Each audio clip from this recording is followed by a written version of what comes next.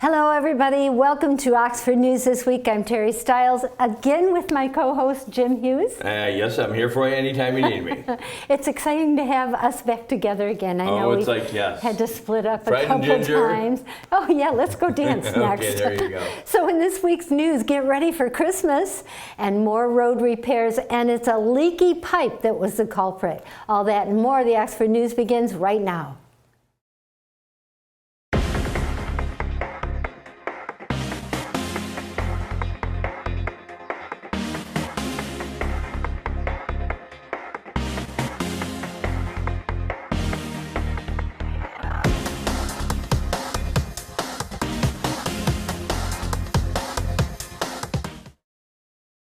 Last week, Oxford Village residents were asked to boil water for several days due to a PVC pipe leak at the village water plant.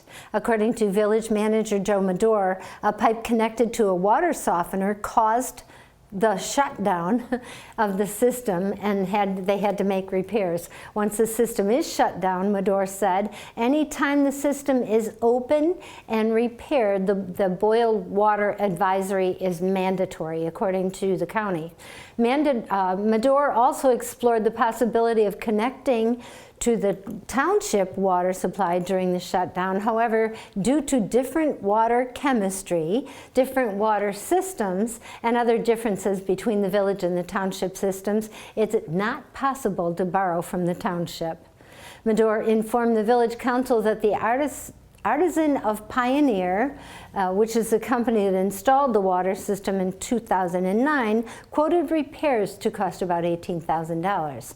The repairs involve gluing, curing time, and repressurizing the system. The issue will be further discussed at the next village council meeting on November 12th at 7 p.m. Jim?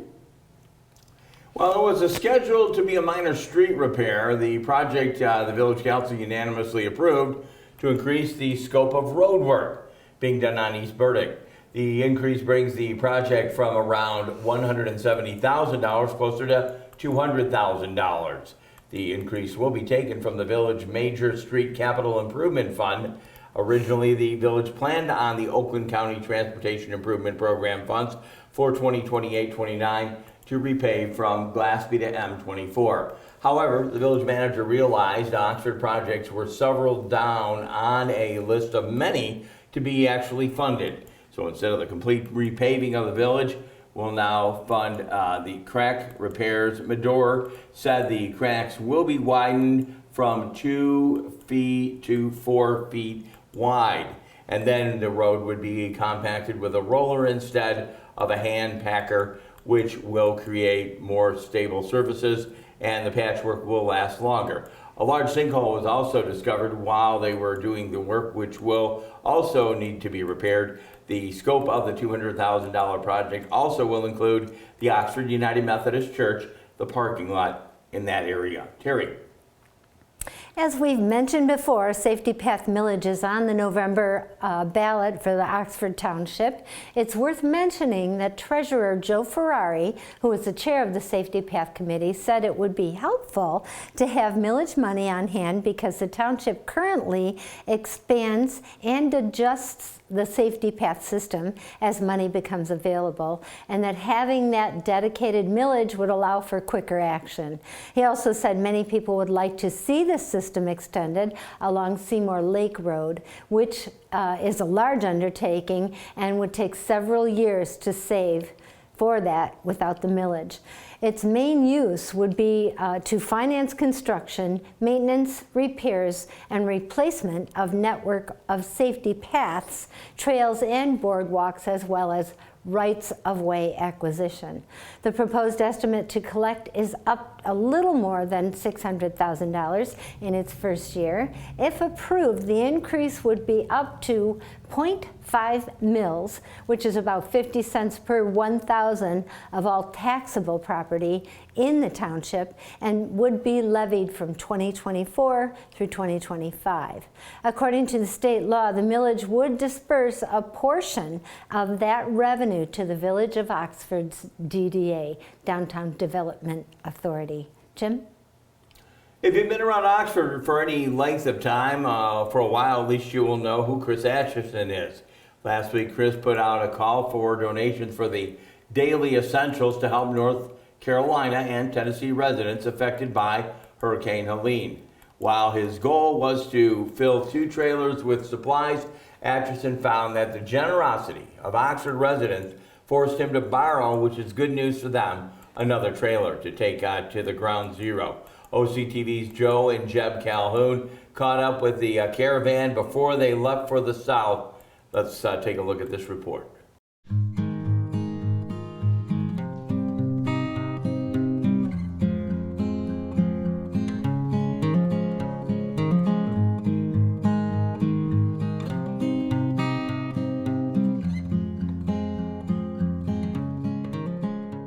Hi everyone, I'm Jebediah Calhoun. I'm here with Chris Atchison. Hi Chris, do you mind telling us what we're here today doing? We're down here at Oxford Hills Golf Course. We're loading trailers up for Oxford Hearts for Helene, the hurricane. Oxford Hills donated their building so we can collect and sort. And Monday morning about 9:30, we're headed for Greenville, Tennessee. We'll have 5 trailers loaded with clothes and other stuff they need. And we've got 1 trailer that was donated by Frontier with 9 ton of animal food. Wow. And I'm sure when we get back, we'll have more to take down. Thank you so much for putting a helping hand out here, getting everyone together. It's beautiful seeing how Oxford came together to bring donations for the people in need. We had a lot of from Lake Orion. We've had as far away as Flint. That's beautiful. People brought stuff, so. Perfect. Chris, thank you so much. I appreciate all that you're doing out here. Thank you very much. Very good stuff there, very rewarding, and thanks to our own Joe and Jeb. Terry? It's designed so registered voters could meet the Oxford School Board candidates to give the community a chance to meet those who are making the decisions that affect our students' lives, to give us a chance to ask important questions. Yet the majority of the candidates running for the school board opted not to appear at a forum held by the League of Women's Voters last week. 5 of the 8 running for the 4-year and 2-year terms were not present. However, at a similar nonpartisan forum moderated by Oxford residents Rod Charles and Mike Spiz earlier this month, all but 1 candidate showed up who reportedly would have preferred not to continue running. Jim? Yep, just barely Halloween, and everyone is already gearing up for the big winter holiday season and the classic chorale group. No exception. We always love seeing them here on OCTV. The group of the members from Oxford, Lake Orion, Hadley, and Ortonville have been rehearsing since the first of the week of September for that December 7th concert to be held at the Free Methodist Church in Oxford. We are all looking forward to that. We love broadcasting that every year. Look forward to seeing that on OCTV. Terry? And in our Behind the Lens segment, I'm going to give you some quotes from George Washington. It is impossible to govern the world without God. It is the duty of all nations to acknowledge the providence of Almighty God, to obey His will, to be grateful for His benefits, and humbly implore His protection and favor. And from Ben Franklin, war is when the government tells you who the bad guy is. Revolution is when we decide ourselves. And Abraham Lincoln said, "We the people are the rightful masters of both Congress and the courts, not to overthrow the Constitution, but to overthrow the men who pervert the Constitution." And in our last story coming up. Oh, yes, we'll have the last stories. We always do. We did job switch today. You got Behind the Lens, and I'll be doing the last story. But good stuff in there. Confused. You know, some of the quotes that we had there behind the lens, I mean, you know, we're coming upon an election. And And I tell you, democracy, I'm a big believer. If you don't vote, you really don't have no reason to complain. Exactly. Yeah, you have to be part of the solution, don't you? Right. So whether you start at home, making changes at home, and get involved in your local government, or federally, you start with voting, and that's coming up. Exactly. And so too is Halloween, by the way. No, trick or treat. And the fall colors are happening. Exactly. Is that a And segue? Oh, that's a nice segue. And not only just a treat, he's our little special Dave. He's coming up with Auto Talk and Science in the News. Looking forward to that gem to fall in your Halloween basket. We'll be back in a moment.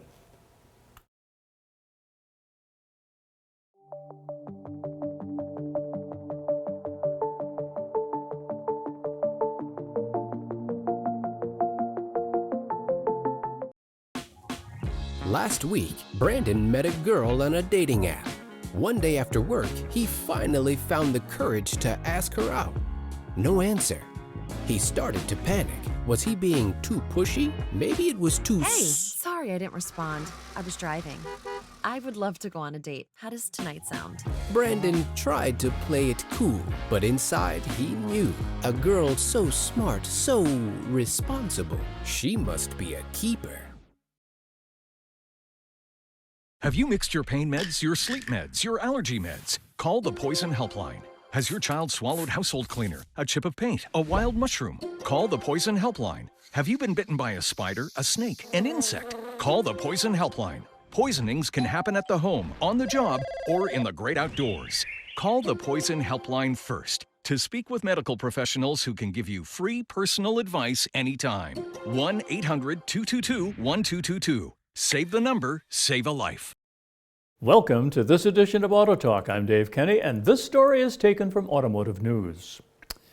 Davie Fire Rescue in Florida said in an Instagram post that Helene was a crucial reminder of the dangers of EVs impacted by saltwater damage. While electric vehicle battery fires remain exceedingly rare, saltwater exposure from Hurricane Helene-type storm surges make them more likely. Florida has seen at least 16 lithium-ion battery fires in the wake of the storm, 6 associated with EVs, according to Jimmy Petronas, the state CFO and fire marshal. One much-watched video circulating shows a Tesla in a Siesta Key garage that caught fire because of saltwater exposure from the storm. Unfortunately, prior to Hurricane Helene making landfall, we did not see a lot of proactive measures by manufacturers in notifying customers in storm surge areas to relocate their vehicles, said Petronas in a statement. It's not too late for these manufacturers to send out notifications and fire safety information directly to their customers. To be sure, fires occur in internal combustion engine vehicles much more often. EVs in the U.S. caught fire at a rate of 25 per 100,000 sold, compared with 1,530 for gasoline-powered vehicles and 3,475 for hybrids, according to a study conducted by insurance company Auto Insurance EZ using data from the National Transportation Safety Board. Nevertheless, battery fires, including fires from micro-mobility products such as e-bikes, remain a stubborn public relations problem for EVs. Damage, overuse, and mismatched parts can lead to explosive fires that can burn for days and take tens of thousands of gallons to extinguish. The problem goes beyond appearances. Lithium-ion battery fires have killed 3 people in New York City this year as of September 30th. Water exposure can increase the risk of fires. The stability of a lithium-ion battery system relies on the controlled movement of ions across a separator in the battery. Water is electrically conductive. When water gets into the battery, ions are able to take a shortcut across the separator and move in an uncontrolled way through the battery system. This generates self-sustaining heat that can boil the electrolyte fluid in the battery, causing a lot of pressure and potentially igniting a fire. Salt water exacerbates the problem. Salt makes this water more conductive, providing an even quicker and easier way for ions to move chaotically across the system. Salt water can mimic the salts found in a battery cell's electrolyte, says Conrad Layson, senior analyst for alternative propulsion at Auto Forecast Solutions. When one cell ignites, it affects the other cells around it. They ignite in sympathy, and the cascading effect will ignite the pack. Florida is advising EV owners impacted by the hurricane to leave vehicle windows and doors open to vent gases, move vehicles to open air locations, and disable vehicles and wait to change them, or that is to say to charge them, until they are confirmed to be safe. Well, That's interesting. Well, that's it for this edition of Auto Talk. I'm Dave Kenny. Stay tuned to Oxford Community Television.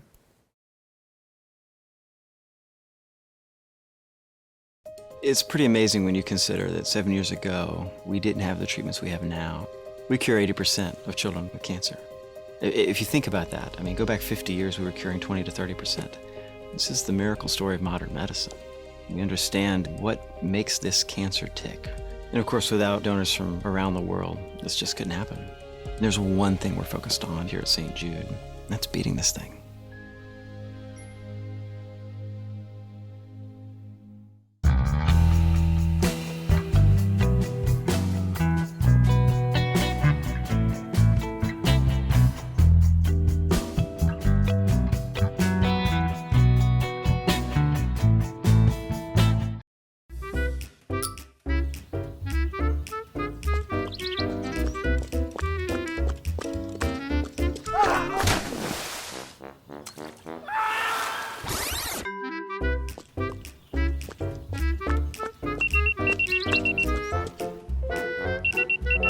Find out more about the technologies that can help keep you safe at mycardoeswhat.org. Brought to you by the National Safety Council and the University of Iowa.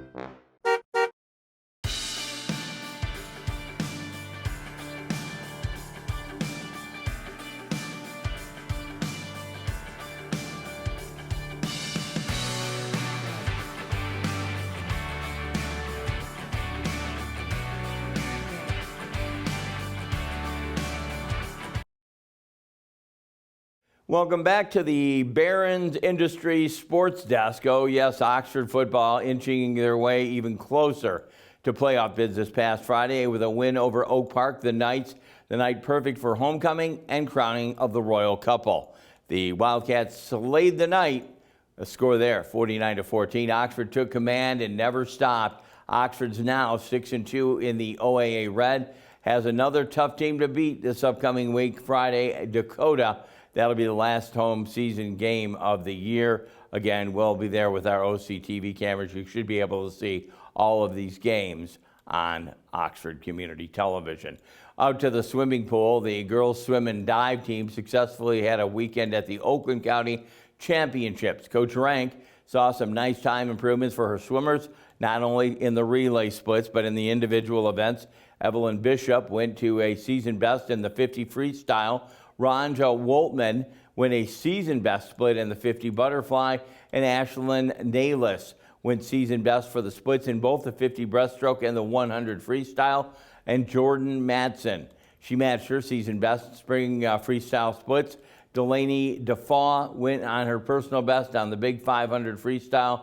The time moves her up to 6th on the Oxford all-time top 10 list. That's a hard list to make. And Emma Chamberlain win a season best 50 backstroke split with a personal best time of in both the 200 and the 500 freestyle to move up on the Oxford top 10. List 6th and the 9th respectively, as the team Oxford finished 21st place in the county with the 20 points, and Tristan Krajakarski earned a winning dive event Friday night, commanding fashion. Tristan scored more points than 10 divers than the other divers scored in all 11 of their dives. Way to go. We have a great swim and dive team here at Oxford. We definitely congratulate them. Also want to say thank you to Drew Cady coming up to us at the last week's football game. We interviewed him at the end, and he was trying to help us find other people to interview, and we said, hey, Drew, let us interview you. Great victories on the Oxford Athletic Field. Stay tuned, more coming up. I know Dave Kenny has another segment, and in our last story today, more than cider and donuts. Stay there. You're watching Oxford News This Week.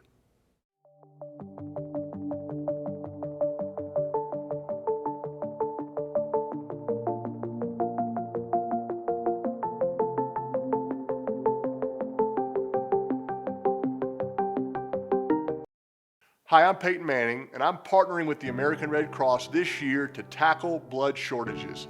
Giving blood's important because every 2 seconds, someone actually needs blood, and unfortunately, only like 3% of the U.S. population donates. So we have to step up to give and to make sure there's plenty of blood available for those in need. Visit redcrossblood.org to get in the game and make an appointment to give.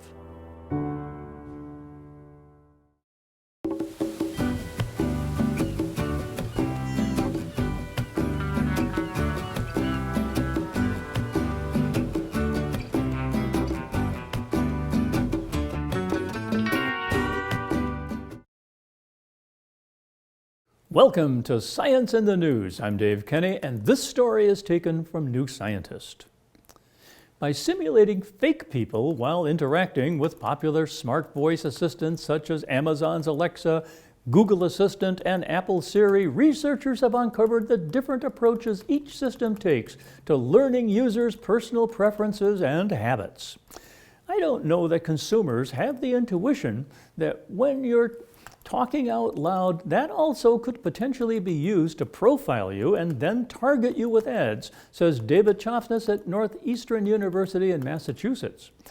All of these voice assistants rely on artificial intelligence models to interact with users, including more than 142 million in the US, but they differ in how they gather information about their customers.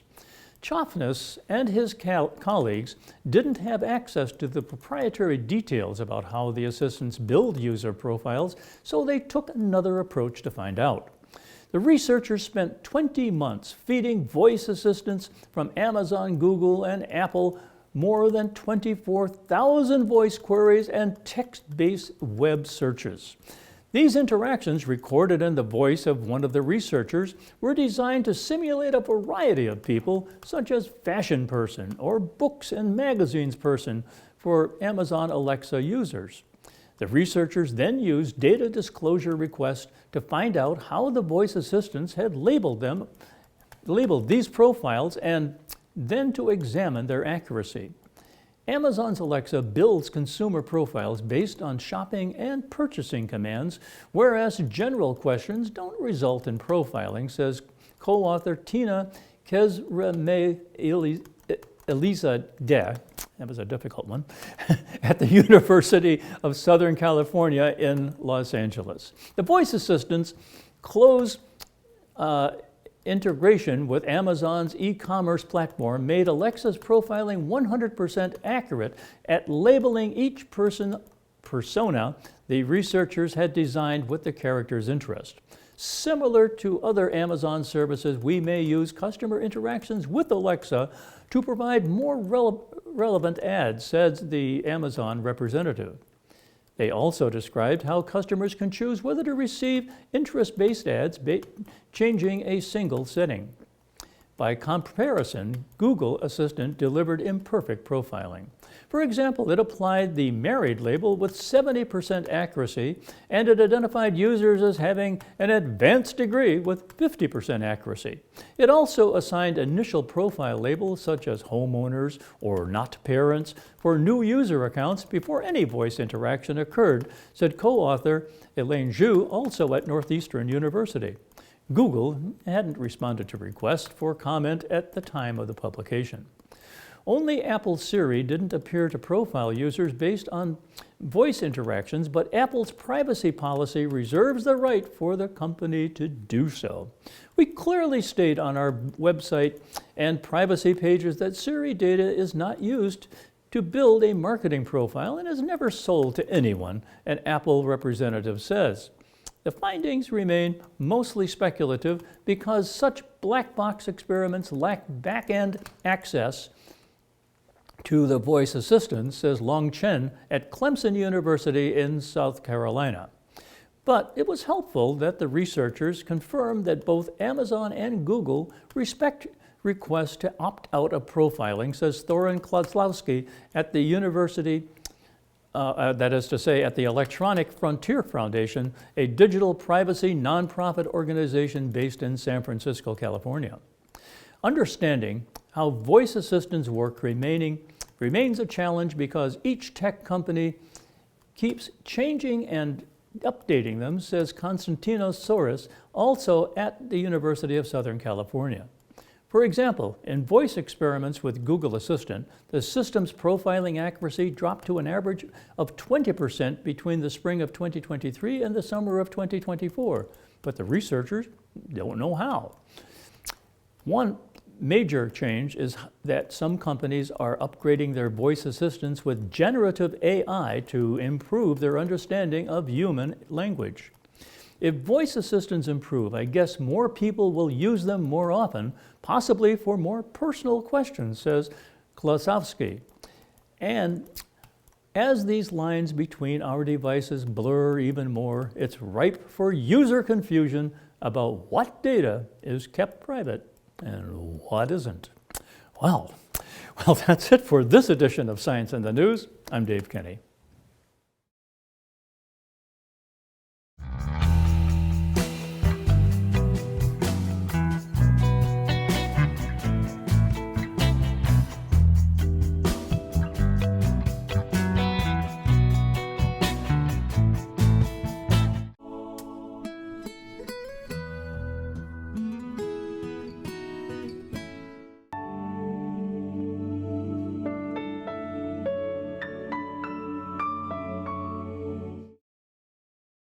And today in our last story, we all have a favorite place. We all have a favorite cider mill. We all have our favorites, and sometimes it gets down to mine is better than yours.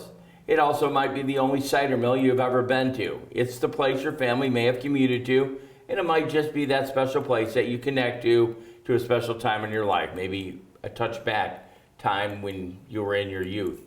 Whether it's Yates, Franklin, Ashton's, Goodison, Paint Creek, or Blake's, there's nothing that says fall and nostalgia like cold cider and warm donuts. And all of the mills are full swing to get on out there and enjoy your cider mill. Go back to enjoying making more memories and reliving the past.